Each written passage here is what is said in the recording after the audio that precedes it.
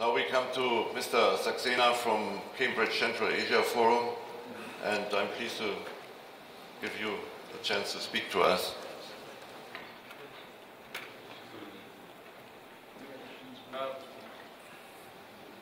First of all, I'd like to thank the National Innovation Fund for inviting me, for the ministry, and it's a great pleasure to be here.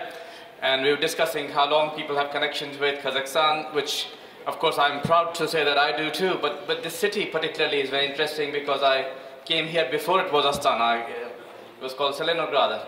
So I believe if you look at just this city and the dynamic development Kazakhstan has gone through, I think that's innovation without theory and without philosophy in practice happening in front of your eyes.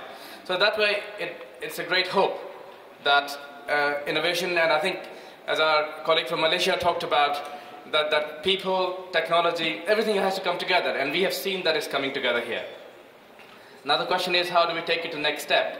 The most important thing about Kazakhstan in this way is that you can only innovate when you're ready to learn something new, which is what you are doing here, sharing with us and inviting us to share our experience. So I think it's an extremely important platform that's been created.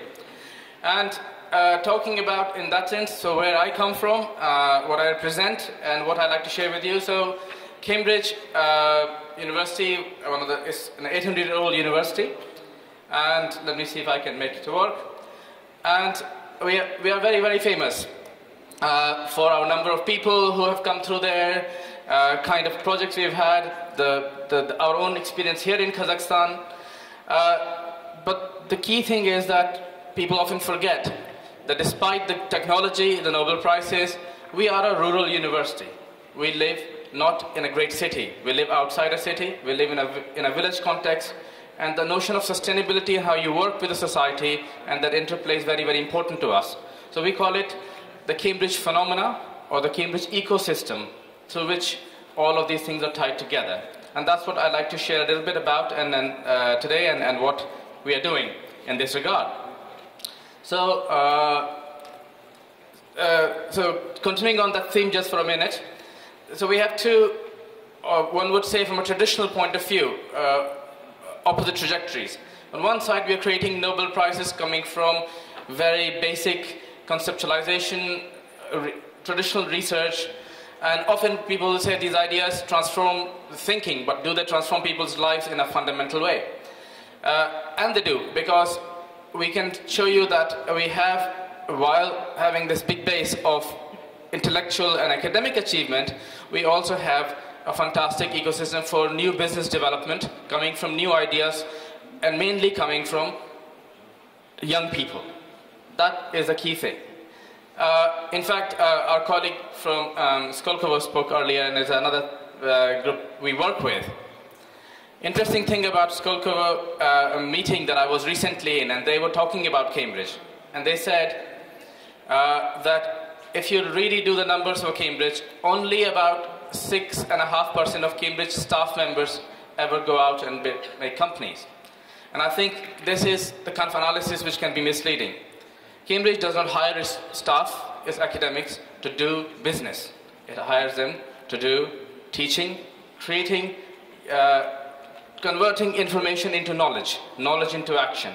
That action is carried out by young people. And those young people are the ones who go out and create new technologies, and new companies, and new innovation. They are more willing to come out to Kazakhstan and work with you, or go to Africa and bring the experience together. I think, so it's not a contribution just Cambridge makes to its local network, not just to Britain, but globally. This way of thinking is very interesting. Here I am standing in front of you. I'm an Indian who has made my career in Britain. What are the interesting things? You look at the British experience in this area. You look at a company which is active in this region, British Petroleum. BP became a very, very big oil company long before any oil was found in North Sea. And this was based on technology and innovation and how you take that away. So being a landlocked country, which was discussed much before, is something not necessarily a disadvantage. In fact, it has this particular thing that can actually push you further. And so that leads to the discussion of how do we move when we're working in the context of Kazakhstan, or what kind of work we're doing in the region generally. You move from technology transfer discussion to technology development. It needs to be done here, it needs to be done together. It's not simply transferring know-how, it's generating know-how, generating intellectual property. So, how to do that? So, the way, it is a summary of how we have done. This is we're sharing experience rather than offering a model.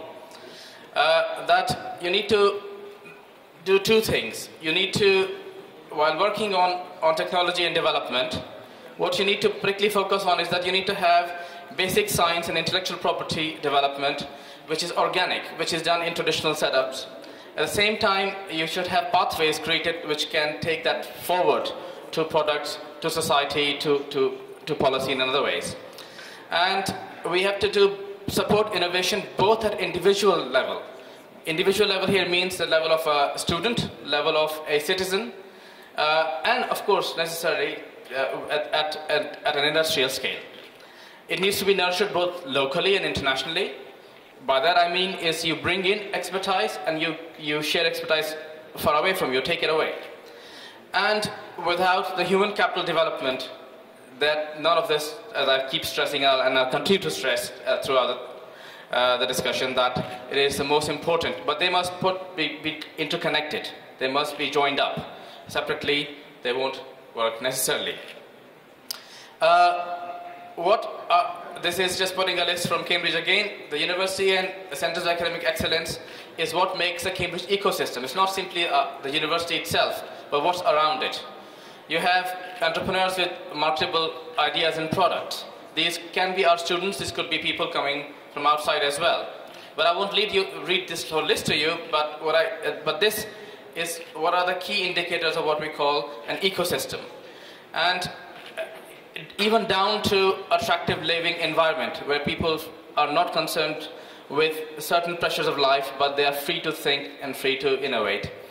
And indeed, a crucial thing, which is I've heard been talking about, it's been discussed a lot recently, is affordable space for growing business. So you can take technology, you can have an idea, you can even fund the technology, but how do you make a step change? And that often makes or breaks an early stage company, which I think where Kazakhstan needs to focus on, and I think we can talk more about how we can do that.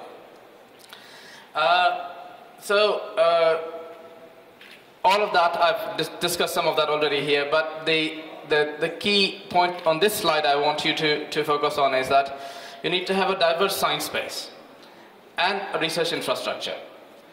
Diversity doesn't mean that you have every single thing on the planet. Diversity can also be focused.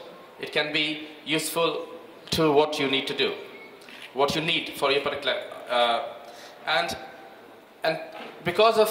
with this in mind, what we have tried to do is establish a focused science parks innovation center approach. Cambridge had the first science park in Europe. And science parks have developed as business centers where companies come together. However, what my stress today is going to be something slightly different. I'm going to talk about a particular platform that we've developed, which is focused on this region. And Kazakhstan is the biggest part of this vision.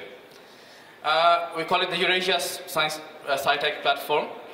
I have written this initiative is far beyond initiative now. There are a number of actual projects which are running. And it's to support the sustainable long-term growth of the region.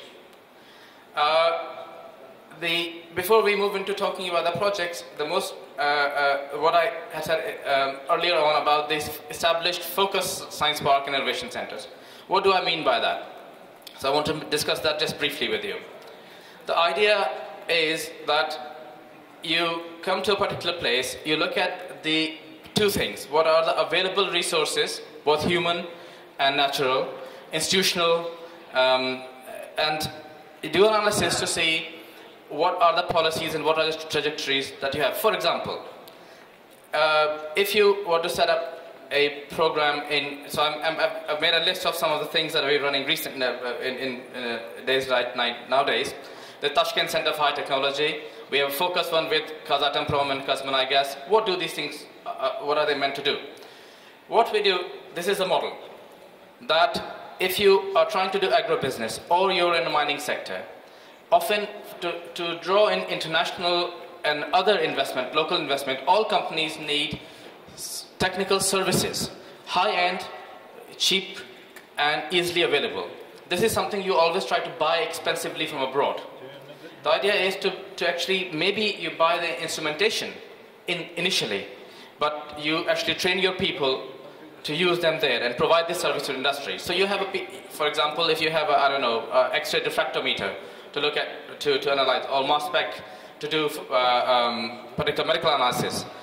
What you do is, in our model, you give 20% of the time on this instrument, which is supported by the government or other venture money, to do blue skies research, to try to just, break the barriers. But other 80% is sold to industry for services. And that brings in the income. But it brings more than the income. It actually creates a link between the industry and the scientific establishment without scientists having to give away their blue skies research. In fact, it supports that. And this model continues further on. When the industry encounters new problems, they come and ask for solutions through these centers. That creates new IP. That new IP generates new companies. Then it becomes a connected up ecosystem. And this is where what I wanted to particularly stress, for example, our project to do with Kazatomprom. A very simple story that there is a fantastic old and very well functioning facility called Ulba Metallurgical Combinat in East Kazakhstan. That produces a particular metal called beryllium copper, which is useful and important in a number of industries. Beryllium bronze, as you say in Russian. That is marketed out from this facility for a price of maybe $2 or $3 a kilo. But when in Cambridge or in Harvard or in Göttingen we buy the metal for our work, we pay 300 pounds or 300 euros a kilo for that. Why? It is because of the lack of services in Kazakhstan, despite you produce all of this, to benchmark it, to get certification. And that means, what I'm alluding to here is how services give you access to global supply chain and pricing models, which you can value add. So if you focus on rare wealth of Kazakhstan, it is massive, it's very rich.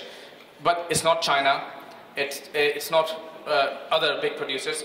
So what can Kazakhstan do? What Kazakhstan or countries like Kazakhstan can do is to develop new IP based on this kind of research.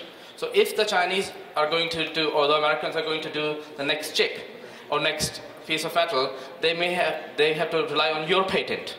And this is the time you need to start thinking about that. How do you value add? You move away from commodities to value-added high technology schemes. And this is what these centers are specially designed to generate. So through this unique offering of latest technical services and the human concept, and of course I've put Cambridge because this is the model that I was talking about, but it doesn't have to be Cambridge. The right partner you can find to do this thing. It's the first step towards creating an innovation ecosystem. Innovation cannot be just a policy. Innovation cannot just be a university activity. It needs to be a full connected up ecosystem. And that's, you need something, a seed through which it can grow out. And that's what my message here today is. So moving forward, so we have actually set up something called a Kapitsa Innovation Unit, which is a part of the SciTech program, which actually brings together companies in Cambridge area to work with partners abroad. And today we had a discussion with Samir Kazinat and other partners. We signed an agreement with National Innovation Fund, which we are very, very happy to actually put some of these things into practice. And what I wanted to say finally was that if we look at all of these things that I'm talking about, the many models presented to you today, by me, by others, I think more than any of these models, what Kazakhstan needs is the capacity to select what it needs to buy from abroad. people are going to sell, even me, we want to sell you things. The buying is one thing. You need a very high-end capacity to select what is essential for you, what is good for you, and that's why I want to leave you with something quite different from what I've been talking about. It's a controversial topic, and I've been talking to your Ministry of Education about this, and not just yours, but many others. This last point that I want to make. There is this asymmetry in global science and technology. It's very interesting asymmetry. That Northern European, British, American, Anglo-American systems of education are considered to be superior to everything else. There is a point. However, what is very interesting is that these same systems are today unable to produce both enough or good enough people for their own graduate programs and their own industry. And they need to import from those very countries, including Kazakhstan, India, Russia, China, to meet that need. And you are under pressure to change your education system. So be careful. Think what you're buying, whether it's technology, whether it's education, whether it's the ecosystem. And I will end with that slightly controversial note. Thank you. Thank you very much. There are any questions direct to the speaker? No? From my point of view, I will ask my neighbor if he is ready to give you an answer for this question. At least it's a local content point, yeah? But they have an institute which is called NATBLOC, National Agency for Development of Local Content. My question is this what you are recommended? Is this a part of this work in this institute? We are aware of the work. We have been, of course, we know each other as well, but we have no direct connection with this thing. And I think I wanted to just critique this word local content. Local content is an important part. However, the great focus on local content often actually distracts the learning process that Kazakhstan can go through. Because many companies coming in, BG or Shell or whatever, they get so focused on local content, they forget to share the global experience. Kazakhstan is aspiring to be a global player, and it is in many ways. And I think the local content is building capacity to not just grow your particular economy or your particular system, but being a stepping stool in being able to grasp and understand how the bigger processes are going. And that's why I didn't talk much about it, but how you place yourself in global supply chain and how you negotiate that place is very important. And I think that's the message. Yeah. Okay, thank you very much again. So I have to look to my watch.